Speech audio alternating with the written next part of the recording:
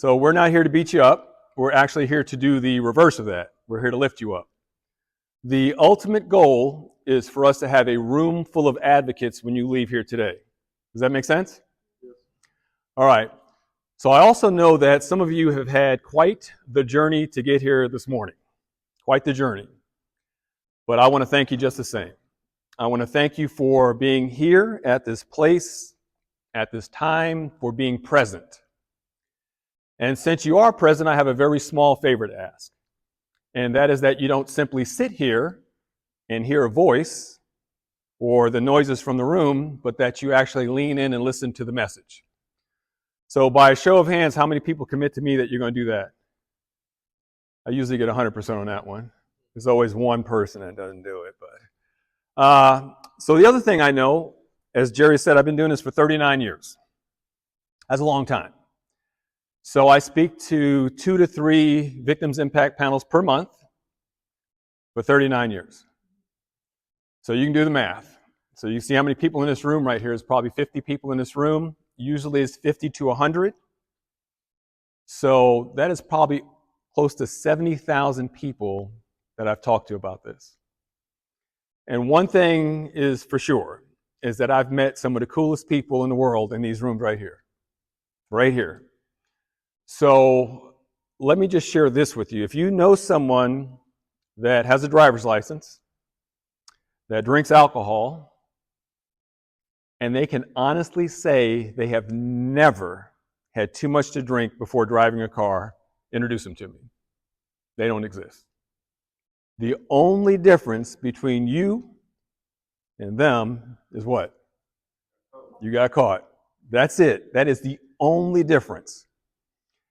And so I share that with you because I know that you are experiencing all kinds of emotions. Anything from disappointment to anger to I don't belong here. You're here. And so I also volunteer at juvenile hall, so I'm going to say the same thing I say to the kids over there. Own it. Embrace it. Once again, the only difference is that you got caught and the other people didn't.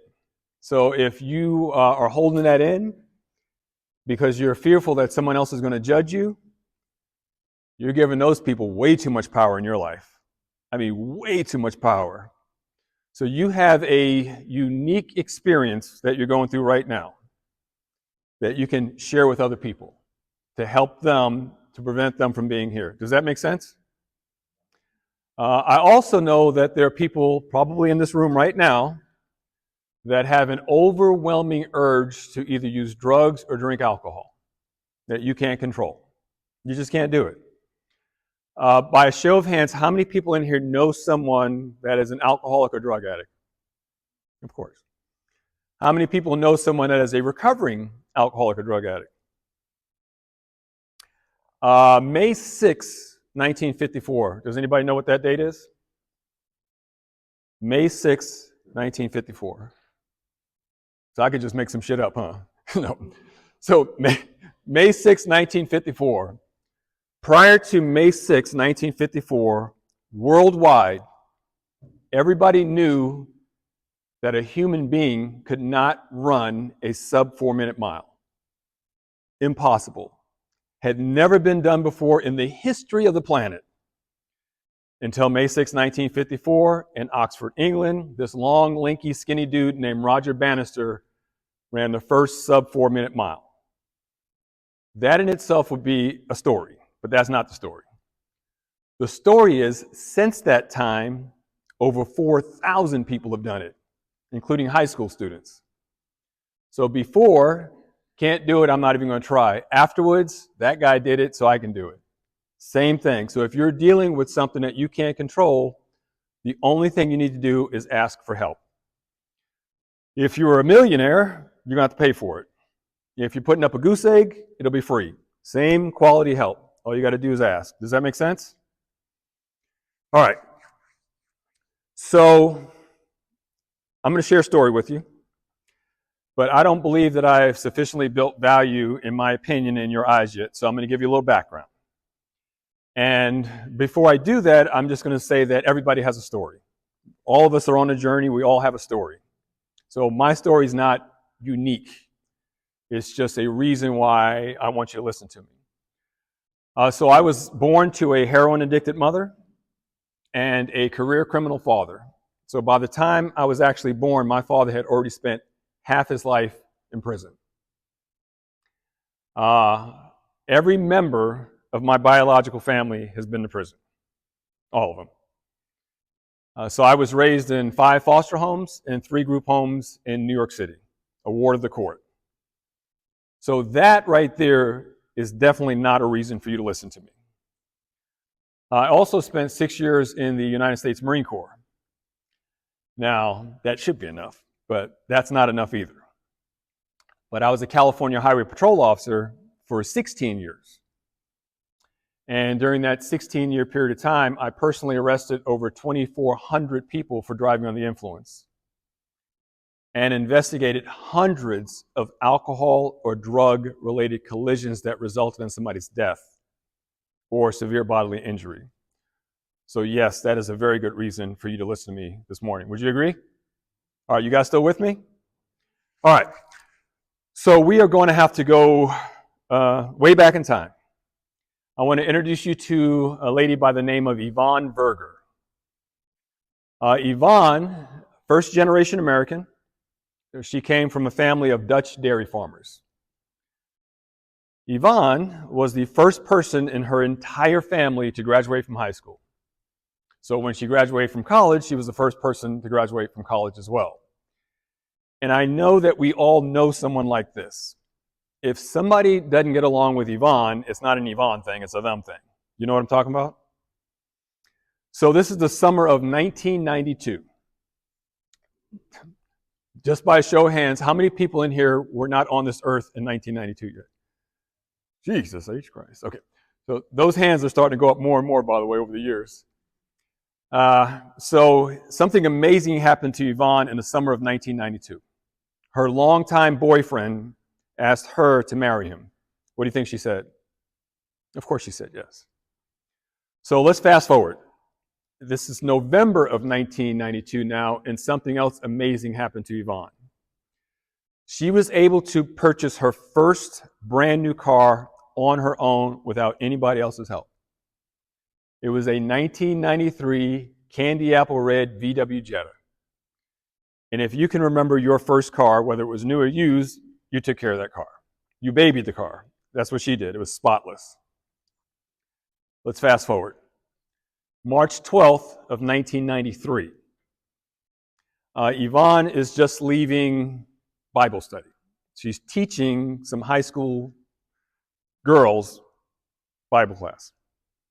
She's on her way home, and she's on this road in North San Diego County called Bear Valley Parkway. And then she turns onto San Pasqual Road. San Pasqual Road is a 2-lane road, 1 lane in each direction, separated by painted WL lines only. It is a winding, meandering road. Off to the right was a winery, and you could smell that they just cut the grass. And just beyond that, believe it or not, was an ostrich farm. And I don't know if you've ever seen one of those birds up close, but imagine seeing hundreds of them. And then on the left side was just a mountain, a sheer rock wall.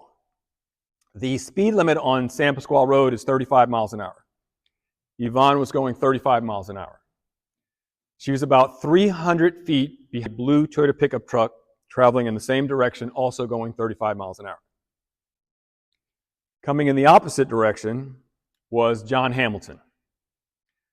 John Hamilton was sloppy drunk.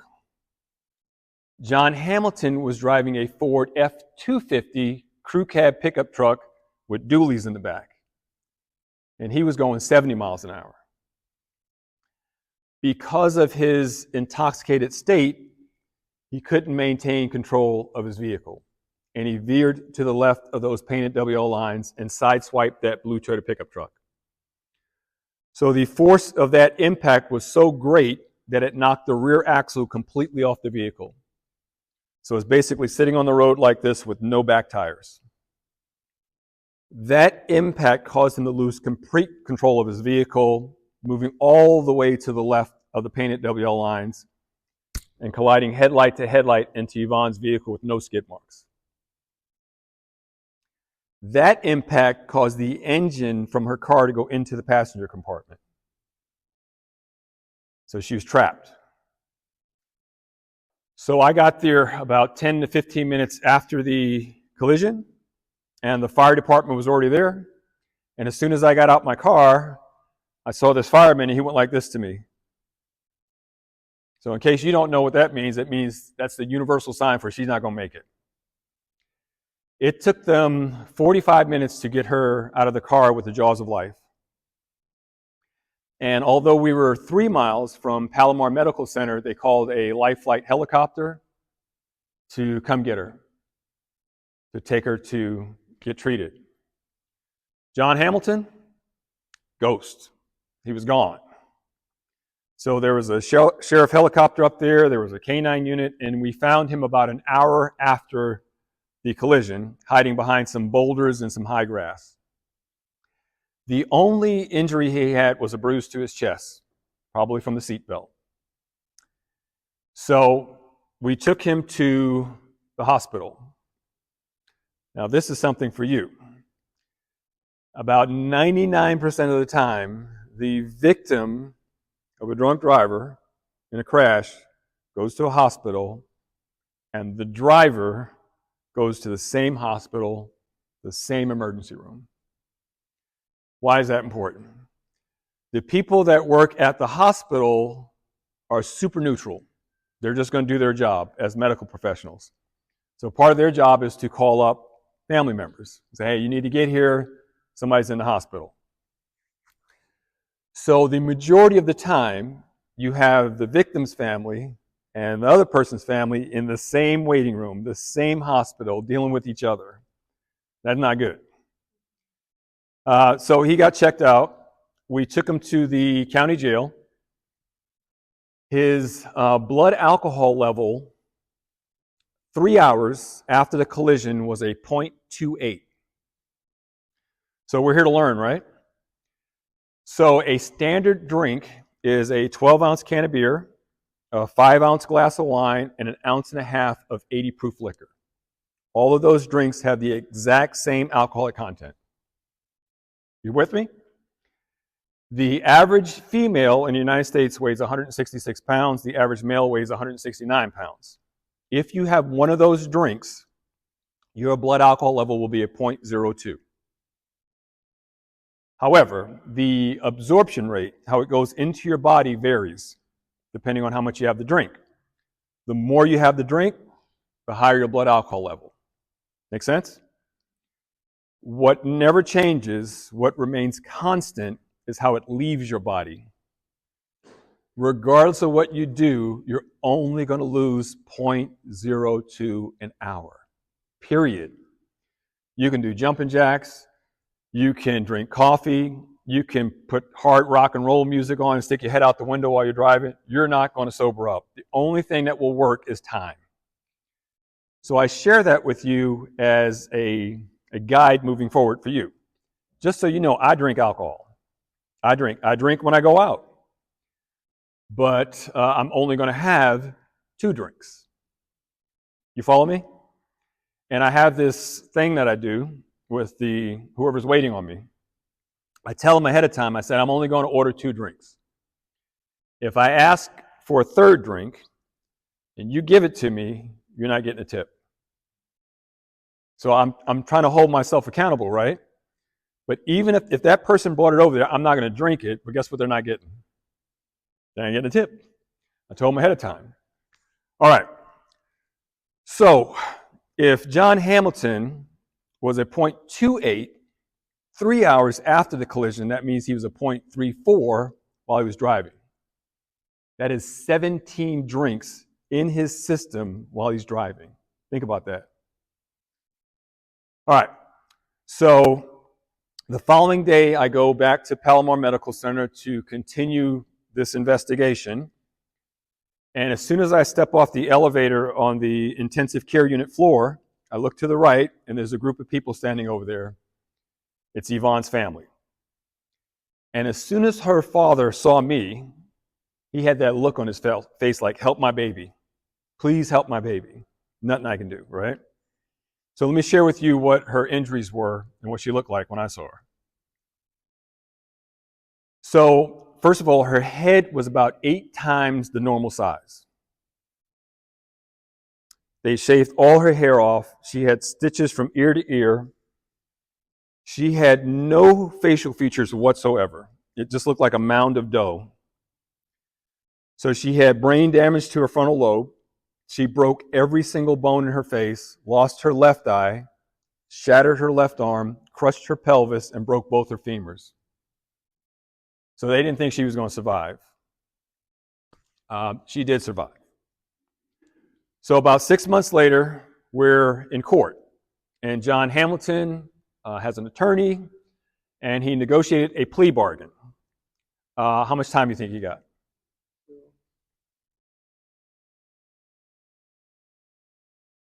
Let me add a little flavor to it. This was his 3rd DUI. He was driving on a suspended driver's license, and he didn't have any insurance. Let me add a little bit more flavor to it. And just give you an analogy here. What's your name? Carolina. Have we met before? And how old are you? Perfect. All right. So Carolina is in Buckhead, and she is working in one of the buildings, and for some reason, she had to work 12 hours this day, grinding it out, and she can't wait to get the hell out of there. While she's at work, I'm at a bar, and I'm getting sloppy drunk. In fact, I'm getting so drunk that I'm belligerent, and they actually kicked me out of the bar. The same time Carolina's leaving work. And she is walking towards me on the sidewalk. And I see a baseball bat. And I grab it. And then I walk over to Carolina, and I literally start beating her with this baseball bat for no reason. I beat her so bad that I cause brain damage. I break every bone in her face. She loses her left eye. I shatter her left arm, crush her pelvis, and break both her femurs. How much time should I get? He got 3 years. In California, good time is half time. He already spent 6 months in there, so he did another year, and he was gone. Yvonne has had 60 surgeries since that collision. She's got no sense of taste. She's got no sense of smell. She could never have kids. That fiance still married her. So her last name is Mazir now. And so normally I would stop the story there. But I don't know if you remember me saying these meetings right here, you meet some really cool people. So I was at a meeting last year in Canton. And someone said, hey, I never thought 2 seconds about this from March of 1993. Not 2 seconds until that day, last year. He said, what happened to the guy in the blue pickup truck? And I was like, shit, I don't know. I had no idea. I'm serious. I was like, I hadn't even thought about it. So let me tell you why that's important. Because I had to answer. I said, I don't know. So I went home, and I have that report. So I looked on the report, and I looked for the driver of the blue pickup truck, and his name was Colby Gower. Colby Gower was from Utah, and he was 19 years old at the time. The other thing was he was leaving California the next day to go back home. So 2023 is not 1993, so I got on the computer and started looking around. And I ended up seeing this guy on Facebook. It said Colby Gower, Utah. I'm like, shit, how many people named Colby Gower from Utah? So I sent him a message in Messenger. And I started off like, I know this is going to sound strange, but... And I kind of just told him who I was and asked him if it was him. And he's like, yeah, that's me. So we're going back and forth.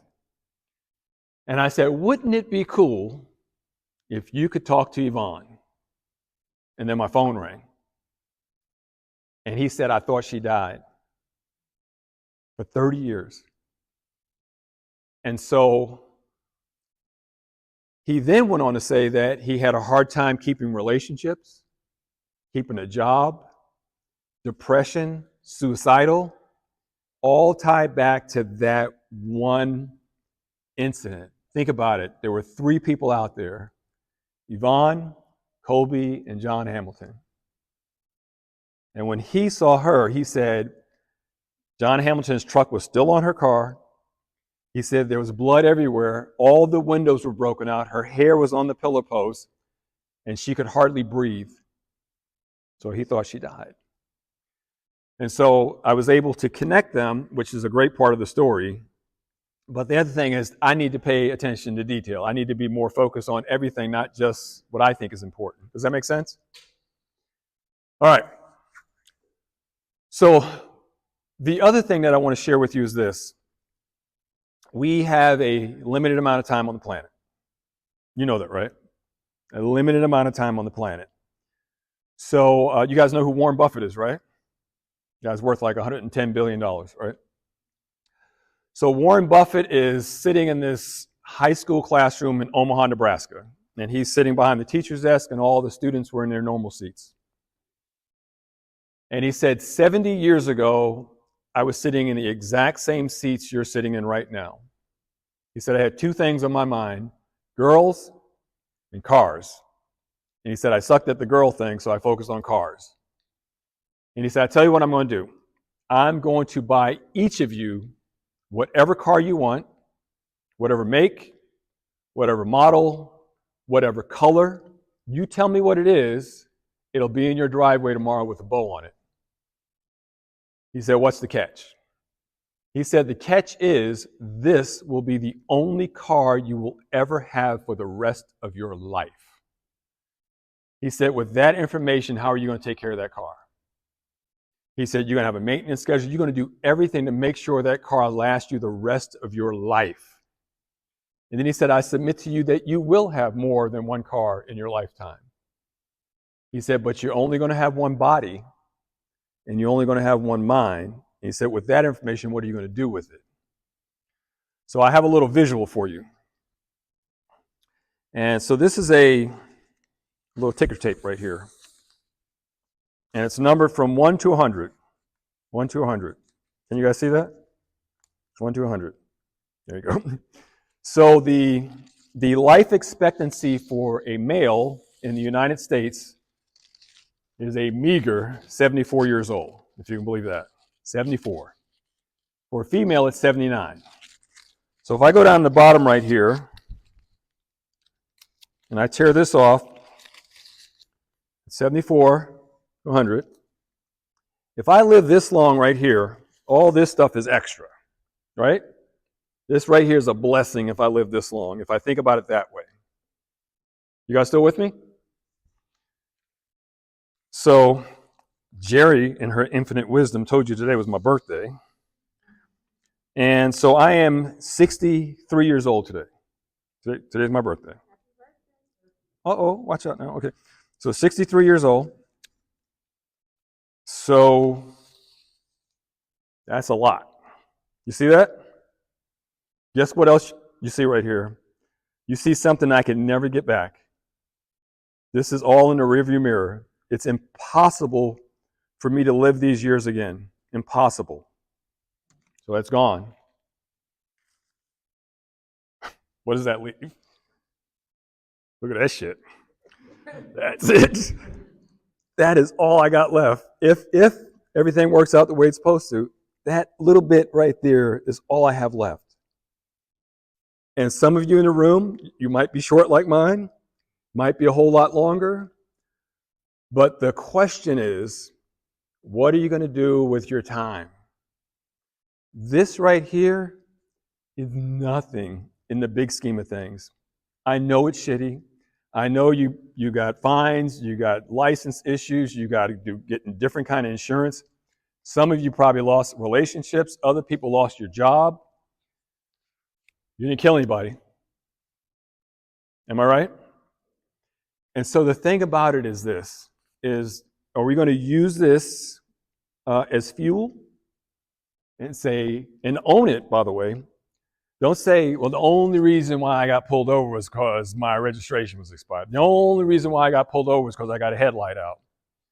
I guarantee that if you're being honest with yourself, and if you got pulled over, as soon as those lights came on, you're like, shit, I already know what's going to happen. I had too much to drink. I wonder if they're going to find out. But if you're being honest with yourself and you say, okay, that right there is probably the best thing that ever happened in my life. Because if it didn't happen, what would you be doing? Same thing. Same thing. And then you would end up maybe killing somebody. So the real question is, what are you going to do moving forward? So, and I'm going to leave you with this poem. So I recite this poem every morning since 1988. And it just, for me, it's a reminder of what's in front of me. For you, you might have a passage in a book, you might pray, whatever it is, something, right? But it goes like this. We've mastered the air, we've conquered the sea, annihilated distance, and prolonged life. But we are not wise enough to live on this earth without war and without hate. I'm tired of sailing my little boat far inside the harbor bar. I want to go out where the big ships float, out on the deep where the great ones are. And if my frail craft proves too slight, the waves that sweep those billows o'er, I would rather go down in a stirring fight than drowse to death on the sheltered shore. So thank you so much for your time. And this is the last thing I'm going to say. I said that like 5 times. If you happen to see me out there somewhere, don't do this right here. Don't go like that. Because I promise you that I'm not judging you. And I would rather have you just go like this or something like that as opposed to that. Because once again, you're giving other people too much power in your life. We all have bruises. I got them. So, and my sister's right here. And I just mentioned every member of my biological family's been to prison. So she's sitting right here. So, yes. But thank you so much for your time. I appreciate it. Any questions?